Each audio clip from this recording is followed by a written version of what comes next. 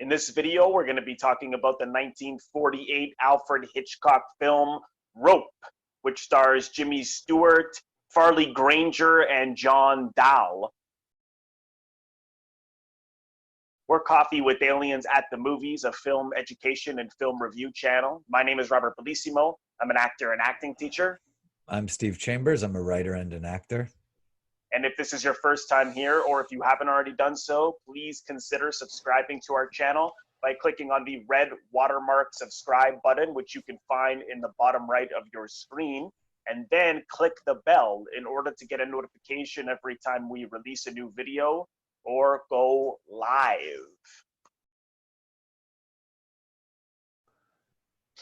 Okay, so Welcome. Here we go. Welcome, everyone. You know what? I just want to say off the bat, I heard in your introduction there, you said we're talking about Rope. I thought we were doing Psycho. So I'm just kidding. No, I know. We're going to have to wing this one then. No, I got it. So this was your choice today. Was for it? Hitchcock to go with, to go with Rope. Totally unprepared. It is based on the play. And I remember reading it, and I didn't find it as hooky as the film. It's the same story, a little less, because in Hollywood you had censors and you couldn't say and show certain things, and I think that benefited the film. I think it made it a little more, I want to lean in, I want to get closer, I want to know what's really going on here. What are we talking about? Even though they say what they're talking about, but the play really kind of showed their hand. And said it's this, and they made the James Stewart character, their professor, their old professor, a little almost like a villain. When he figures out it's them, like he really gets big and he turns on them. Whereas this one, we watch James Stewart slowly piece it together, fear them, actually. He's sort of like, all right, how do I broach this subject? And when I should explain, if anyone doesn't know, this is about two guys, young, very affluent, very educated, well-spoken, thinking very highly of themselves, gentlemen who kill their friend for no other reason than the experience of it. And this is loosely based on the Leopold Loeb 1914 case, which was also shown in a film called Compulsion in the 50s with Dean Stockwell that I like. But I also did a short film based on it as well. Yeah, I know you did. That's right. For the thrill of it, and it's a very dark story, but it's very similar. Well, it is a dark story. I mean, like this is two people that want to kill to see if they can. Well, they want to know what it feels like to kill someone and then see if they can get away with it, which is fascinating to me. I mean, that is an exercise. But what makes this really fascinating, rather than just telling a sort of pseudo docudrama style film or something like Compulsion, I like the added allure of putting it in one setting, making it feel like you are a fly in the wall, watching it all in one seeming one take, and having it unfold in real time while you're at this dinner party, because these guys kill a guy, put the body in the piece of furniture they're going to be serving the buffet from when their guests arrive. Can you believe what we did? And the one character, Brandon is John Dall, really is spilling over with confidence. Like, I don't want them to know. These are peasants. I want my professor to know. Because he thinks everyone's stupid. Yeah, everyone else in the world's stupid. The professor's the only one that gets his attention. But now this is sort of, he wants to be the student overtaking the master. Whereas Philip, Farley Granger, is coming apart the whole time. And I think he panics the whole time. So what's a beautiful thing, if you really think about it, I mean, you have the idea of a body in the dinner table. Okay. Suspense. And you have the idea of people there and a very wise guy there, James Stewart, their professor. Suspense. But what's even better is out of the two killers, one wants to brag about it and the other one's falling apart out of guilt. So you throw that all in the blender and it blows by. It's like an hour and 20-minute long movie, which I think looks beautiful, by the way. I know it's early color in 1948. Well, it was also Hitchcock's first. It was also Hitchcock's first color. It was his first color film.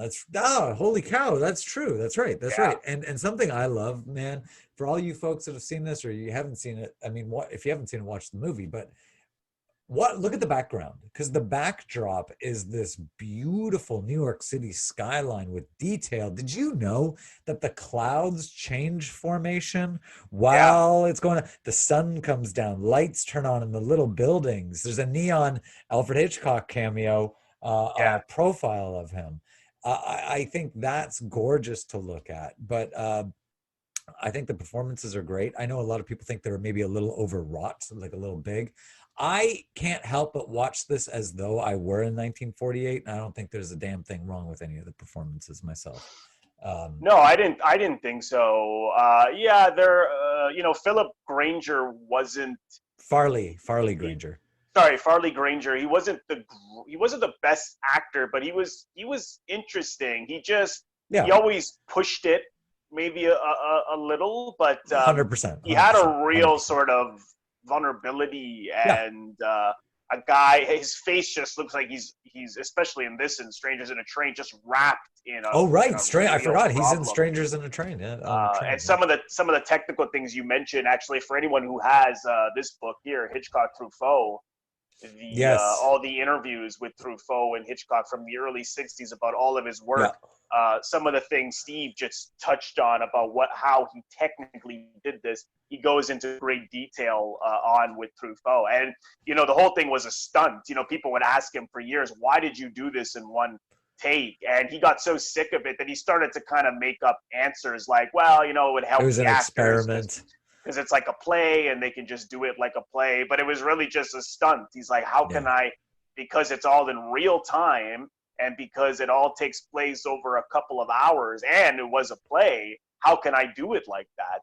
And not only was he working in color for the first time, but he was also experimenting with doing this whole thing in one take, which no Oh, one had ever done. And of and course, when we say sorry. one take, it wasn't literally one No, take. because you could It's only the shoot 10 illusion. minutes at a time. Yeah, You could it's the only illusion of shoot one 10 take. minutes. And what's really interesting, people, I think, oh, wow, so it was done in one take. Hey, you listen, yes, films like Birdman have done this since. And I think it's a cool Yeah, gimmick. 1917 last year, Oh, yes, of Sam course. Mendes. That's right, Yeah, Sam Mendes. But that's right. And that he took it a little further. I mean, let's go through a war. But Hitchcock was doing this, you got to remember, with a camera that was the size of a truck, right? yeah, And you yeah, can't just move through hallways. No, the set itself was all on rollers, and you had a team of technicians that it was all a choreography, not just between the actors, but you got to remember that camera's got to move at a certain yeah, time, so the crew's yeah, got to move walls out of the way, and then the actors got to move, and then when the camera turns, that wall's already got to have come back into place and yeah. crew out of It's had sight. to be so So well can you blocked. imagine, as an actor, doing your lines? I'll Oh tell my you what, God, you yeah, don't just have a camera, you've got like a ballet of human beings going back and yeah, forth, moving this, that, and while still finding your mark, finding your light, picking the glass up on the right line, and selling the line, hopefully. But I do agree that Farley Granger was a bit much. But I think that's an incredible feat. And I know, I think the merit of a good film shouldn't rely on the audience knowing how much went into it. I think it should just be you watching it. Do you like it or not? And as pure entertainment, I think it's fantastic, man. And like I said, it blows by. But once you do know all the stuff that went into that, oh my God. And like yeah. you said, first film in color, and then the added challenge of let's do it in one take, seemingly one take. Um, Right, right. And God damn it, I it's mean, really good. the context of it is actually really like it's, excuse me, exactly what you just said there in terms of, why should we care so much about what went into it, because it's ultimately about the experience for the audience. And I agree, because I think it works both ways. I think it's such a good film, and then to also look at how they did it just enriches it so much more. And it's really I've seen it at least a few times, and I watched it again last night.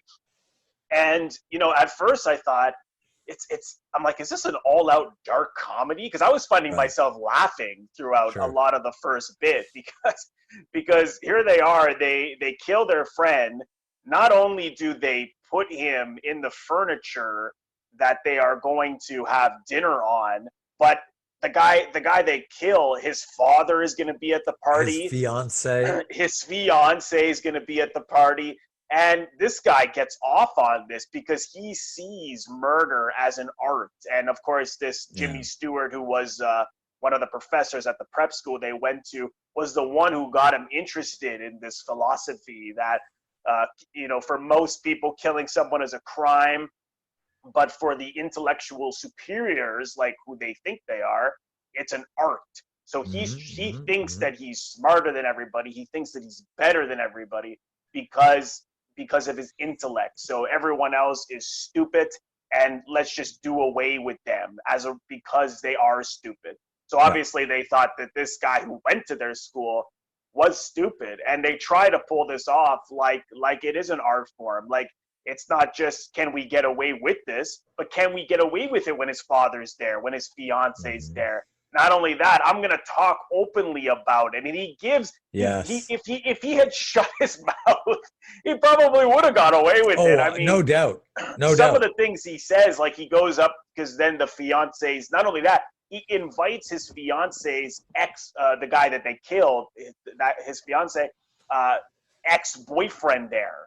And then, and he knows that this guy's hung up on her. So he's like, oh, you know what? Don't worry. I think it'll work out between the two of you. And it's like, well, because the thrill isn't good obviously enough.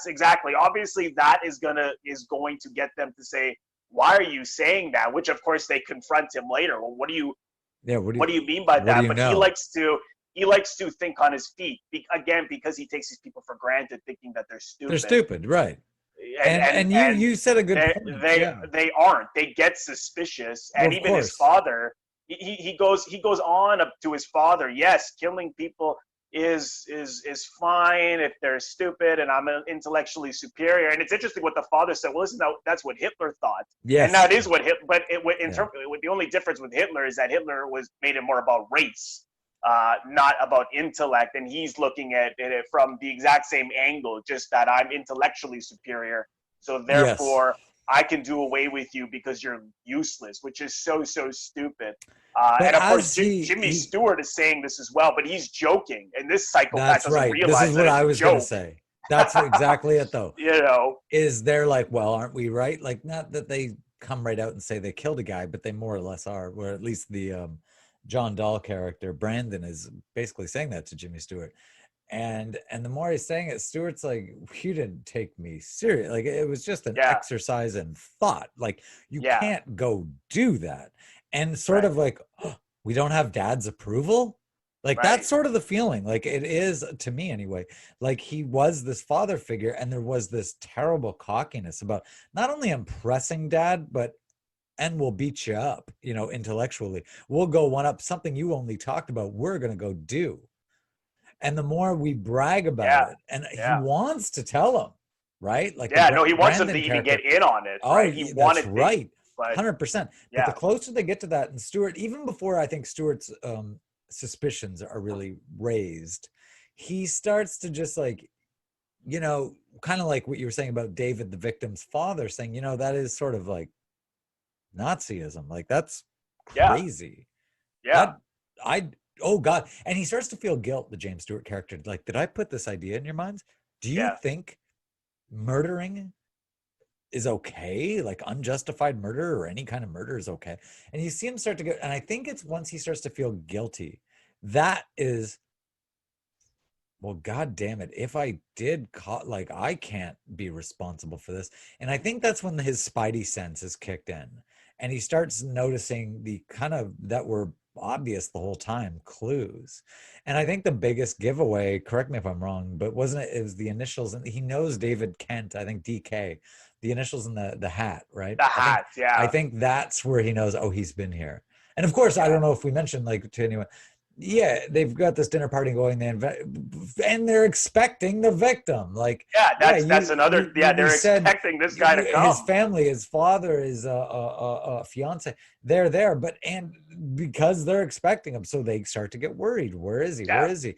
And these guys are getting more. Not these guys. Really, it's the Brandon characters getting more and more arrogant. Like, oh, You I don't notice know he's where he not. is. You notice he's Yeah, not here, huh? Whereas the other yeah, guy's like breaking a glass in his hand, and a yeah, yeah, wonderful use of him playing piano and going fast with this sort of off kilter song. Ding, ding, ding, ding. It sort of sounds like a merry-go-round kind of carnival song, but then it's also got this tone that gets it's a half note. It's sort of a creepy song that hits you viscerally, and you're not, the right. song itself is just off. And even if it's played well, but he starts to speed up when he's playing piano and he's nervous. And I think the song itself is really a good kind of, it sounds like a twisted rich person's mind, like it's cheerful but a little off. And I think it was a beautiful use of having the Farley Granger Philip character playing the piano, and And he's coming that apart right just, away. yeah, and that's when he really starts to crack, because it's when Brandon, when they're all discussing, oh well, I think it's okay to murder with people who are below me intellectually, and it was also, he also brings up how it's Philip Granger, right? I always say his name wrong. No, Farley, what's his Farley, Farley Farley Granger. Granger, yeah, as He Philip. he brings up like, oh, you should see how good he is at beheading chickens and Oh choking chickens on his yeah, farm, yeah, yeah, and yeah, he yeah, gets so upset.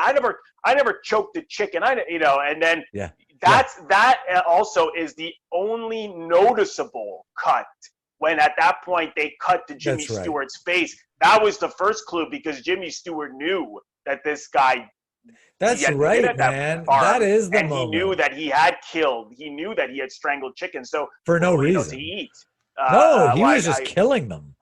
Oh, I was it? think, Okay, I thought it was yeah, like, because they were on a no, farm. that was, well, no, that's why I think the chickens are there. I think what he's saying is he was just killing them with his bare hands, which Yeah, is yeah. obvious, we know now is a sign of like, we'll put that kid away. And you're right, Well, though, that's the first real clue, that's the because cut. he was so, and yeah, that was the only cut that the audience could know. Everything Yeah, else yeah, you yeah, you yeah, could yeah, know, yeah, you could yeah, yeah. barely notice them. And it cuts to But James it Stewart. That's cuts it, right. and that's when he's like, "Why are you so? Yeah, Why are you so convicted to this killing people who are below you, or that you think are below you? And B, why are you denying it with such conviction that yeah, you strangle yeah. these chickens, right? And So strangled. as And let's say that's how they kill this guy, right? In the beginning of the film. And specifically, yeah, it is the yep, Farley Granger, the Philip, the guilty character. He is the one who kills. The other guy is just holding yeah, David. yeah, It's the guy who comes apart, who actually with a rope, hence the title, kills him. yeah. Um, I, Not only that, I he's up. Brandon is also showboating this rope. He's literally twirling it in his oh hands God, you're right. throughout Yeah, he the is. whole That's right. dinner. That's right. That's And right. I'm like, oh my god! And not only that, ties up the books to give to To the give to the father. father. Yeah. That the murder weapon is basically giving it. Like the guy, To the like, could you victim's imagine dad. investigating that later? Like, hang on a second. So you Yeah. killed this guy, put him in the furniture, showboated the murder weapon, gave it Yeah. to his father, Yeah. talked openly about it. You really thought you were Yeah. gonna get away with that? Like, these guys, it's Yeah. funny that they think they're so smart. They're Yeah. actually so fucking stupid. Yep. Well, they It's the are, because reality. had he shut, if they really were, but I mean, this is the irony. Like, if you're crazy enough to kill someone for no reason, Right, you are right. also of the mind not to aid yourself in hiding it. Because as you said, and I agree, if John Dall's character, Brandon, shut up, 100% they would have gotten Yeah, away with it. But then yeah, what's the point? Right now, unless you just are seeking the experience of killing someone, okay, you've done that. Now shut up. But again, I think the type of mind that thinks that's a good, euphoric, like taking drugs, good idea, that type of mind isn't also the type of mind that's gonna, hey, you know what? Now we got to watch our footing so we don't get caught. yeah, No, yeah, that's a different human, right? And right. so you can't, I mean, that is the irony, because you're right. Had they shut up, they would have been fine. But Oh, why he doesn't shut up stop. though? He Yeah. does not stop. I wrote No. some other things he openly said. Was he says to Farley Granger, as I think he was playing the piano at one point, he goes, "Oh, these hands are going to bring him great fame." Yeah. You know, and it's Yeah. and then you see Farley Granger's like, you, what the He fuck does are that you doing? face. Yeah, he's got that So intense. conflicted, intense face. Another thing that made me chuckle early on was David's father Yeah. comments that Brendan's so charming and that David should spend more time with him. That is Right. early on. That's just where this black Right. humor came Right. in, Right. and then again, because I hadn't seen it in a while, and I thought, wait a minute, is this whole thing dark comedy? But then I would say maybe the first half an hour, but then no, it gets It very gets serious because dark. it touches. Well, first, I'd say that I can't think of an Alfred Hitchcock film that isn't a dark comedy to some Yeah, he degree. I has a mean, lot even of that tongue in Psycho, cheek. there's a bunch Yeah, of humor in it. But yeah. yes, it gets serious, but also really, I find it gets very interesting, like the conversations that we're talking about, like that the pseudo intellectual, like Superman Ray, yeah, the Hitler talk, really. It essentially is that, and it is very interesting that it does get serious, and these sort of discussions of black and white, there's a big shade of gray until it comes to murdering your fellow man, Right, not right. in war. Um, and then that's, I think, where it's kind of weird too, because like I want to say we are the murderers, the audience, because we're there before anyone else. We're there in the dark before they open the curtains. We're there when they set up for the party. We're there, but we can't ever identify with them unless you're a psycho. No, We no, do end no. up becoming, I guess, the James Stewart character, but really not that either. And to go back to my very first point, I think we're just a guest at the party. I think Who knows everything? that's That it. I mean, we're kind of and that. apparently, and I believe the playwright, or I Oh, forget, I'll or find it was his one of name. the, God or damn it. I'm not sure if it was the playwright or perhaps the screenwriter Well, who Hume Cronin was the screenwriter. yeah, he came up with the story with Hitchcock to adapt it.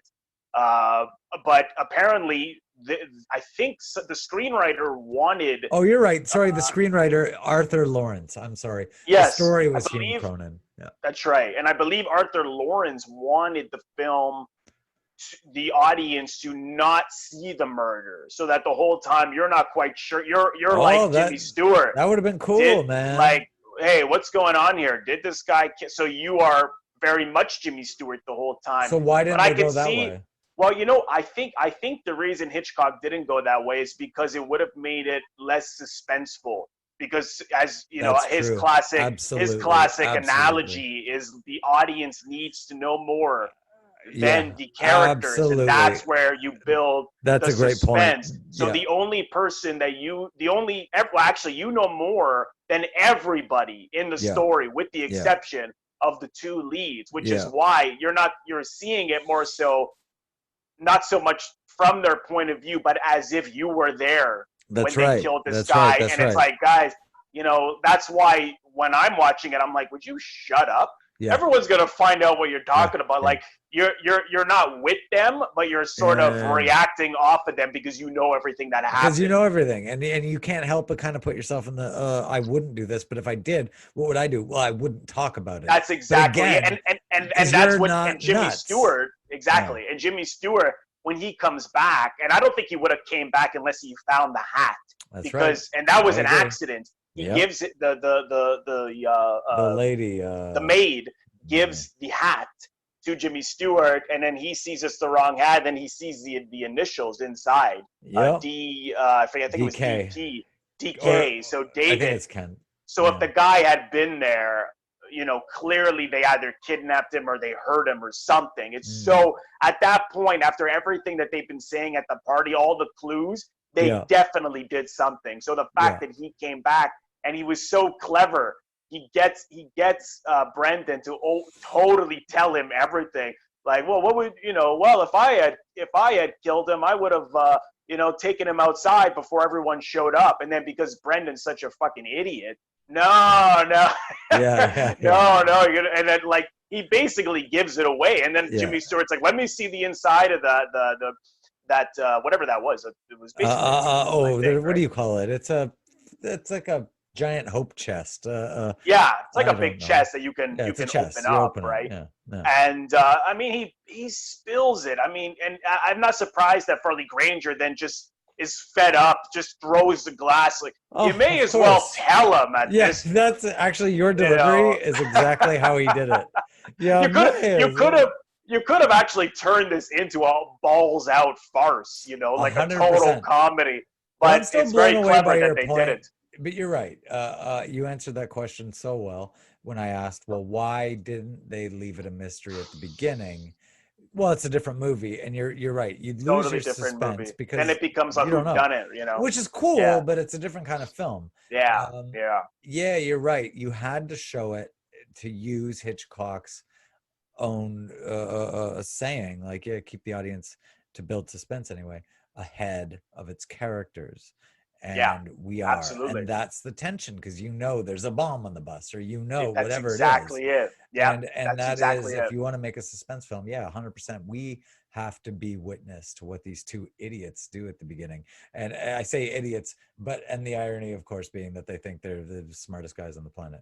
But but if they're really That's what's smart, they so would have showed up. ironic about it. Yeah. Yeah, that's the irony of it. And I Yeah. love that when he tells, I love the way Jimmy Stewart, that great monologue that Jimmy Stewart has at the end. And Yeah. when he tells Jimmy, he thought Jimmy Stewart would be okay with it because he thought, hey, didn't you always say that, you know, it's for the privileged few, for the intellectual superior, that murder is an art form. It's a privilege that we should be allowed to do it because everyone else is below us. And I love that moment when he's like, you know what, you just made me realize that this way of thinking that I had, in terms of that he saw the world as dark, he saw people as That's right. dark, perhaps he saw them as not being very bright, Jimmy Stewart's character. Yeah. And that the way for him to get by in the world was to think he was better than people in a superior way, to think that he could use his logic. And you guys, you know why the world is dark? Because of you, because you are stupid. Yep. And then it's at that moment where, yeah, he would say murder as a joke with Brandon, but it's at that moment when he realizes, who the hell are you to say you're more superior than anyone, intellectually speaking, and whatever it may be. The arrogance. And so it's that switch where he realizes that these guys twisted his words and took it so literally. And clearly the guy was, Brendan is just a psychopath. I don't even know how he got a guy like Farley Granger to go with it, because the guy's so guilty right away. He's so guilty and nervous. And he's upset with what he did immediately. Yeah. He never finds it funny. Yeah. No. I wonder if, I understand they were making such an enormous contrast. I just wonder if it perhaps would have been more convincing if his guilt was a little slower, because right away he's freeing from the murder. The moment they strangle him, he's like, hang on, leave the lights off, give me a minute, which is fine. Well, obviously, I wonder if it was, I wonder if it would have been better if that guilt had happened a little slower to him. I've never killed anyone, so I don't know. Yes, I don't know. I don't know what happens. Yeah. I'm going to air it on YouTube. Well, that's the perfect alibi. If I killed someone, would I really mention it on YouTube? That's sort of the Sharon Stone and Basic Instinct thing, yeah. Right. Right. I don't know. I'm not saying it's not convincing, but it's just one thing I was curious about. If should he have been so panicky immediately? I don't know. Maybe. I mean, no, you raise a good point though. Like, is the kind of guy that's going to go through with this the same kind of guy who's going to panic immediately? No, because that kind of makes him too quote unquote normal. Yeah. Therefore, if you're that kind of person, you wouldn't have murdered anyway. But later, back to the killing chickens for no reason, there is something unhinged. So I don't know. That's true. It's not such a red flag, but it was one thing that kind of I thought, No, you make a good point though. Like, yeah, you'd think that it would be Yeah, I guess the point being that if you're going to be that nervous that quick, why did you do it? You must have been 100% apprehensive beforehand, yet you were the one to even pull the rope around his neck. What? Yeah, so maybe you're right. Like, did you get talked into it? What was... Well, that's what he says, right? He says that especially at the end when he's really they really start to argue and he's like, you Yes. forced me to do it. So obviously he Yeah, had yeah, this yeah, yeah, yeah. pull, which brings me to this question, to this other thing that people have talked about a lot, whether these guys were gay or Well, not. this is And I was waiting for you to bring that up because yeah, yeah, I who don't know. What do knows? you think? I don't. It's funny I because think everyone says it it's doesn't. obvious, but I think. Well, here's the like. I don't see it. Who cares? It doesn't have anything to do with the story. Because No, whether it was no. too no, and not I'm not like chastising you, but like the people that bring that, oh, were they gay? What difference does it make? Because that does not play into the motive, into how they conduct themselves, or into how they got caught, or anything Yeah, they say or do. Not at yeah. all. So who And it's cares? yeah, and it's not unusual that I these two think that single came guys would be up. roommates. Well, I Not think, yeah, if unusual. people, I guess maybe in 1948 were wondering, Maybe, why are two maybe. men living together? Yeah, maybe they're gay. I don't know. I think it really became a talking point because in reality, John Dall was gay and Right, Farley Granger was bisexual. And right. I think that's what Okay, people were yeah, interested in because, yeah. because no, you're not wrong to bring it up. I mean, I was going to say it too because, well, I was wondering I if was I only would. gonna say it It because doesn't, I don't see it. I don't see neither do anything I. other than the only thing Well, people it have has talked nothing. about is when he talked about how Farley Granger that night they're gonna go to Connecticut and he's gonna stay with his parents, with Brandon's parents, so he can practice the piano Right. for like a long stretch of time. But even that, like, okay, like, well, But so like you what? I said, mean, you didn't, that's and not I think the reason you didn't maybe, but pick up on anything, well, because again, because it doesn't affect the story or the no, character. So no, that's sort of like watching Psycho and going, was Norman Bates? I think he was straight. right, Like, all right, what the fuck yeah, difference? What do I care? yeah. But yeah, but you're not wrong. Like that is like I think that's on the Wikipedia page. Like Oh, it's homosexual everywhere. themes. But what are the Trivia under themes? What are the IMDb. themes? I don't What's see a anything. homosexual theme? What is the Yeah, theme? It's a story of two guys who yeah. just really, at least one, thinks he is the king of the world. And Basically, yeah. He gets and his friend to somehow manipulates his friend into it, and how he does so, you don't know, right? But no. I don't see, even when I searched it on YouTube, there's tons of videos about this, and I'm like, I don't Oh, are where. there? I'm like, am I? That's Oh yeah. I'm like, interesting. am I Okay. missing something here? Is something going over my head? I think it's clickbait. I think people like to like, oh, gay. Uh, Yeah. Find something whatever. that's not Like there. even if you do, even if someone's video were like, I've like a video essay of every moment where I think there's something gay. So what? So what? What does that have to do with the story? Who cares? Yeah. It doesn't affect why these guys did what they did because they say why they did. We've talked about it already. They did Yeah. it because they're intellectual superiors and they're nuts. Yeah. Yeah. And It would have been different. It would have been different if the guy they killed was going to spill the fact that they were gay or something. 100%. That See, that would have been there's different. your There's your exactly. motive. Now, you know. there's a point in addressing that hidden theme if it is there, because it would play into the story in the case of what you just said. But who cares? Well, then it's interesting. What I'd like to do in that case is I'll ask the audience to comment below if Sure. where they saw any gay themes in here that perhaps Steve and I are missing. I don't know, but if anyone can enlighten us about that, And why please you think comment it plays below. into the story? Yeah, yeah, I'd love to. Why notice it? I'd love to hear what people think about that. But other than that, I love the film. I think it's a Same. Oh, really interesting, uh, complex look at these psychopaths. At least Brendan is a true psychopath, yeah. and how they go about getting caught, and And how they go about basically parading this yeah, murder you said is it. You said it. both warped, but But also entertaining, like wildly funny and entertaining. entertaining in a dark. In a dark way, and Mm, this is we people have always been fascinated by murderers, by of psychopaths, course. and I don't know why. I Because don't it's so know far why. removed from any, it's the same reason we like science fiction and outer space and Luke Skywalker.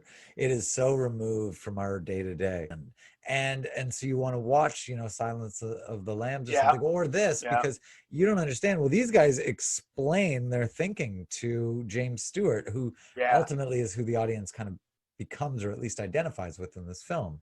And also, and their conversations are really interesting, I think.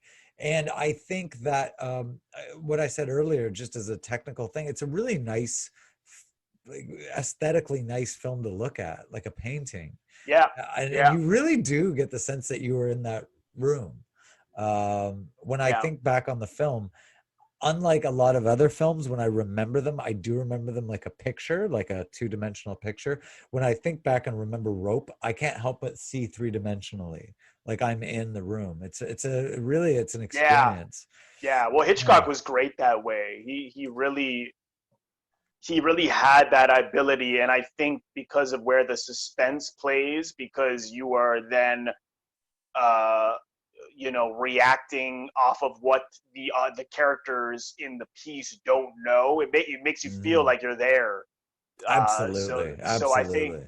yeah, and he was the king of suspense. I mean, I Yeah. don't think anyone's done suspense. Whatever people want to say about Hitchcock's films, people either love them or hate them or Who indifferent. I hates don't. them? That's so weird.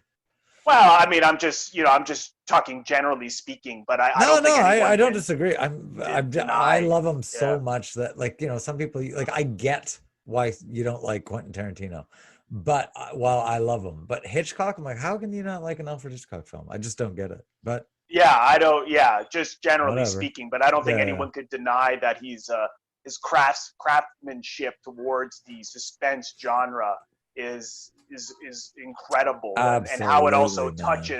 how it also touches psychologically on murderers and different kinds of people that we don't really know but Mhm. exist. I know Yes, you can rent or buy it on YouTube, but I'm not sure if yes. it is on any other I have it streamers. on DVD on a Okay. Hitchcock box set, and so yeah, I don't think it is. I don't think Hitchcock stuff in general.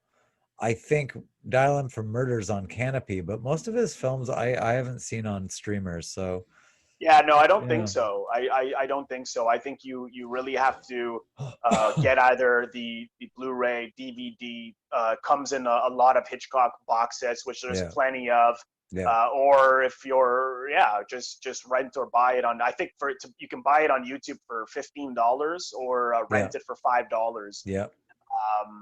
Yeah, but that's it for me. So if you haven't seen it, check it out. So thank you so much, everyone, for watching. Again, if this is your first time here, or if you haven't already done so, please consider subscribing to our channel by clicking on the Coffee with Aliens logo to my top right, and then hit the bell in order to get a notification every time we release a new video or go live. Thank you again, and we'll see you next time.